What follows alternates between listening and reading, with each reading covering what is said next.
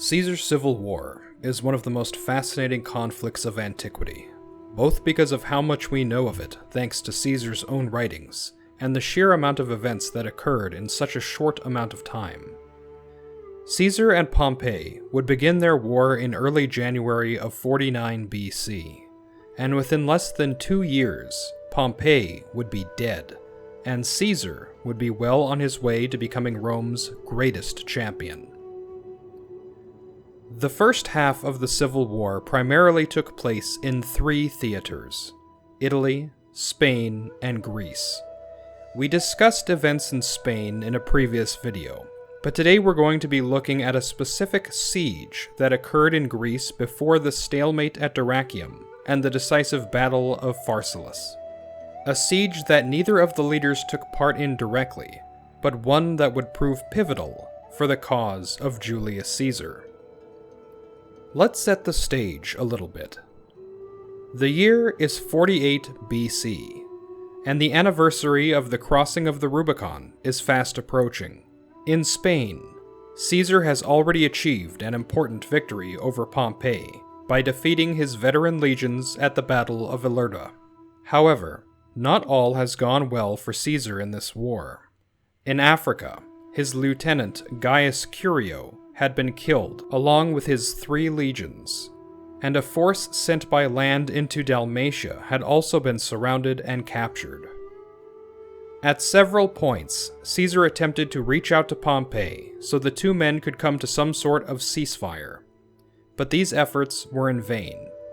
With the fate of the Republic in the balance, Caesar set sail for Greece, where he ran a blockade headed by his old co-consul Bibulus, and successfully made landfall.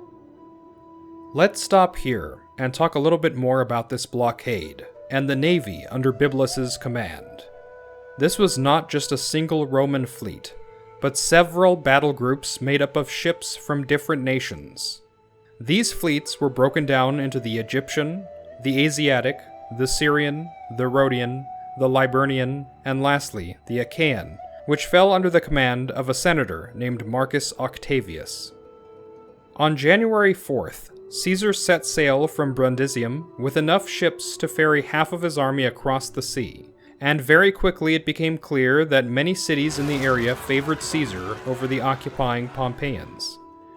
2 of these cities, Issa and Salona, were nestled in Dalmatia, a coastal province just north of Greece.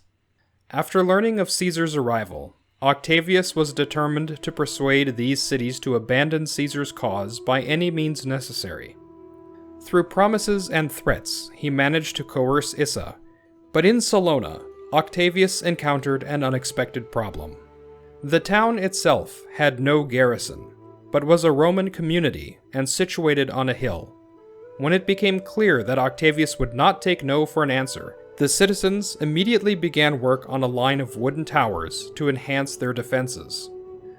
These measures, however, did not alleviate their biggest issue: that Salona was a small town, and there were simply not enough men to man the defenses and replenish their losses. So the citizens started resorting to desperate measures. They freed all their adult male slaves and cut the hair of all the townswomen to make ropes for their catapults. In response, Octavius put 5 camps in a ring around the town, in hopes that the people of Salona would break under the pressure of a blockade and repeated attacks. But the town held firm, and the siege dragged on. We don't know how much time passed in these conditions. Caesar tells us that only a long enough time had elapsed that the besiegers had grown careless and had let their guard down, a fact that the townsfolk of Salona recognized and were ready to take full advantage of. After Octavius's men had withdrawn from the walls one midday and returned to their camps, the Salonans enacted their plan.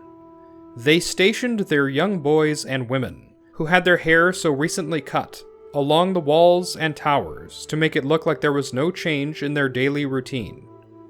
Once this had been accomplished, all the men of the town, including the recently freed slaves, formed into one unit and burst forth from the gates.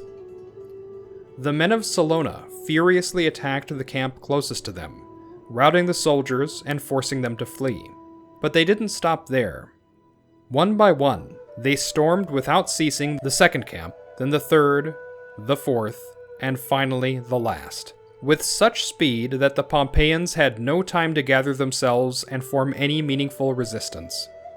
Such was the slaughter that Octavius himself, along with any survivors, were forced to run all the way back to their ships, putting an end to the siege of Salona. Octavius himself was forced to take his battered army and join Pompey at Dyrrhachium, where one can imagine the ridicule he must have endured, having blundered his entire army against a single town. Octavius would survive both Dyrrhachium and Pharsalus, and continue to fight against Caesar in Dalmatia and Africa, but we lose track of him after this, and his fate is uncertain.